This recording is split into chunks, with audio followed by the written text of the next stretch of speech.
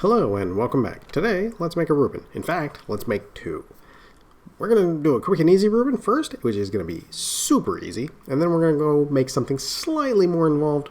Technically not too much more though. They're both super easy and very good.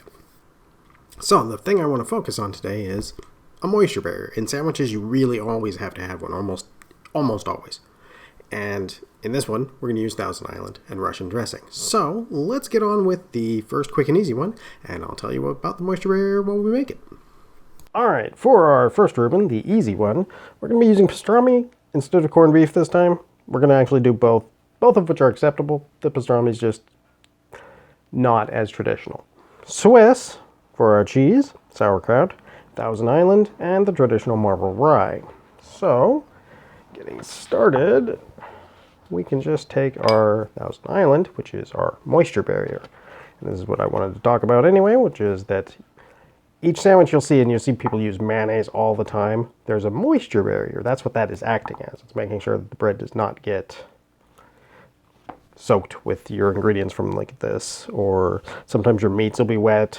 It really depends on what kind of sandwich you have. So, in the example we're using today, the Ruben, you get this sauerkraut, which is just going to soak right into the bread if we don't drain it slightly, and then also put our moisture barrier in there for Thousand Island.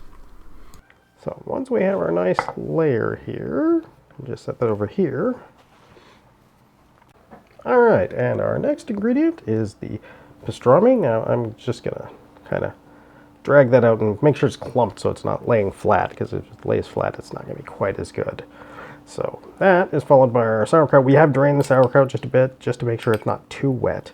So you notice I did take a little out of there. Oops. And you want a nice, good amount of sauerkraut, because it's going to cut through sort of the really intense flavor of the pastrami. I forgot to put the cheese down. And then we get our Swiss. And ta-da! Our first of two Rubens. Alright, so for the next one, I said we were going to use Russian dressing, and we will be. I'm going to show you how to make it. Now, one thing you need to know about Russian dressing is when it used to be made, it was considered spicy through this recipe that I'm about to show you. It is not spicy at all. You will probably want to, like, double the paprika, triple the hot sauce, double the horseradish, because it may have been spicy in 1956, but today, not so much, no. For our second Ruben, we're going to do something a little more complicated. We're going to make Russian dressing to go with this. This is a more traditional dressing that it would be used. Now, most places use Thousand Island, and that's fine. Either one's good. So, we're taking our half cup of mayo, and we're going to add 2 tablespoons of ketchup.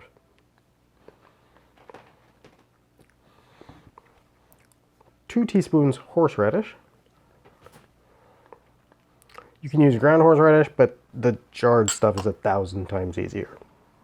2 teaspoons lemon juice. 1/2 teaspoon Worcestershire sauce.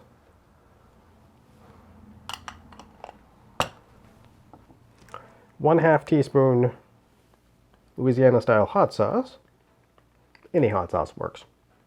I just like Louisiana style. 1/2 teaspoon salt, pepper, and paprika.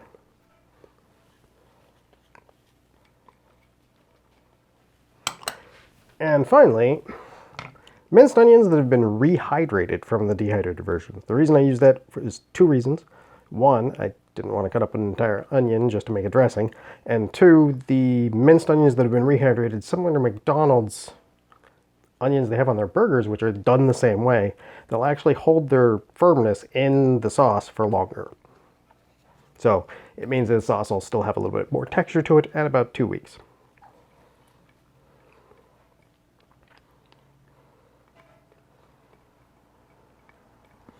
So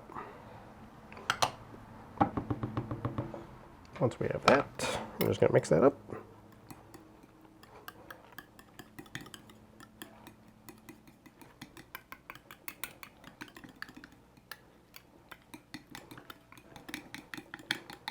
And there we have a classic Russian dressing. Instructions the same as the first one. Super easy. So let's just take our ingredients to the side here. First we'll get our Russian dressing.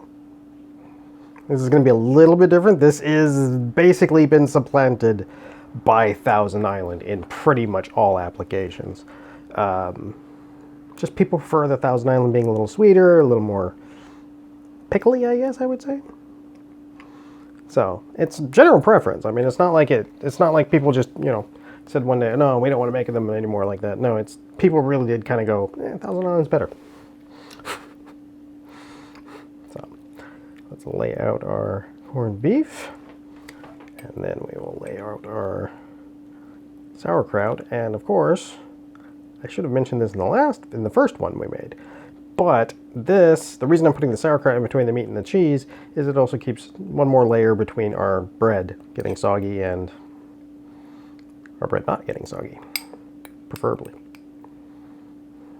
So we'll just get all of that on there because sauerkraut is good. Oops. Escapee. Ooh. All right. And our Swiss. Just tuck that right here. And there we have our second one. All right, and with that, both of our Rubens are done. Two very nice Rubens. You can do the quick one. You could do the slightly more involved one. They're both pretty quick, to be honest. And now you know why there's a moisture barrier and why there's so much mayonnaise in sandwiches. So, hopefully you had a good time and learned something at the same time. If you did, why don't you like, and if you haven't already, maybe subscribe and come back for more. Thank you, and have a nice meal.